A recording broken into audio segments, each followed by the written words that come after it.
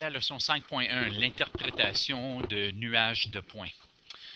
Alors, on a vu la revue du plan cartésien à la leçon précédente et on voit que on a 4 cadrans. Il faut tout le temps lire la coordonnée de x et ensuite la coordonnée de y. Alors, 5,5 serait ici. Donc, déplacement horizontal de 5, déplacement vertical de 5. Alors, regardons. On n'a pas oublié que les coordonnées doivent toujours être placées dans l'ordre x, y. Alors, un nuage de points permet d'établir une relation entre deux types de mesures. Par exemple, ce nuage de points montre la relation entre le nombre de points marqués par chacune des joueuses et le nombre de minutes pendant lesquelles elles ont joué. Lorsqu'il existe une relation entre les deux mesures, on observe une tendance.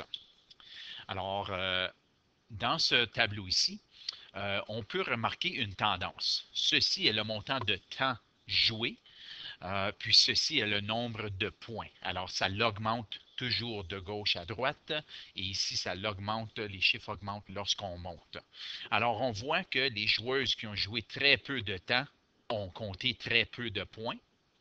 Et on remarque ici que quelqu'un a joué pour presque 1200 minutes et cette personne a compté au-delà de 500 points. Évidemment, c'est au cours de plusieurs joutes.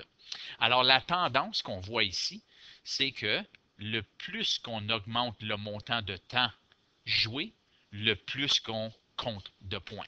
Alors, ici, y a-t-il une relation? La relation est ce que je viens juste de dire. OK? Alors, le plus qu'une joueuse joue, le plus qu'elle a la chance d'augmenter ses points.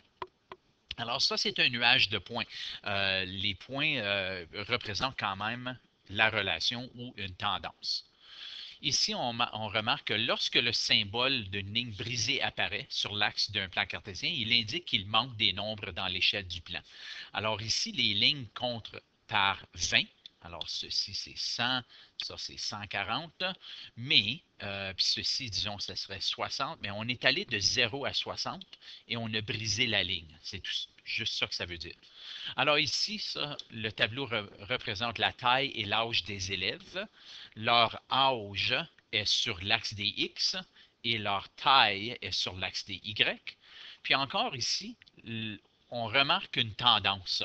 Lorsqu'on augmente en âge, euh, la taille des personnes augmente. Alors, y a-t-il une relation? Oui, la relation est que jusqu'à l'âge de 20 ans, puis là, évidemment, ça ne va pas continuer à 30 ans, on ne va pas mesurer des 200 cm, ainsi de suite. On arrête de grandir dans les alentours de 19 à 20 ans. Alors, la tendance est qu'au fur et à mesure qu'on avance dans les années, la taille augmente. Il est possible qu'un nuage de points ne montre aucune tendance donnée, car les données ne forment pas une relation. Ici, c'est le temps pris par les élèves du secondaire pour se rendre à l'école et leur taille. Alors ici, on a leur taille, puis ici, le temps que ça a pris pour se rendre à l'école. Alors évidemment, il n'y a aucune relation. Alors, on ne voit pas de tendance dans le nuage de points indiqué. Exemple 1, détermine la tendance dans la température selon l'altitude.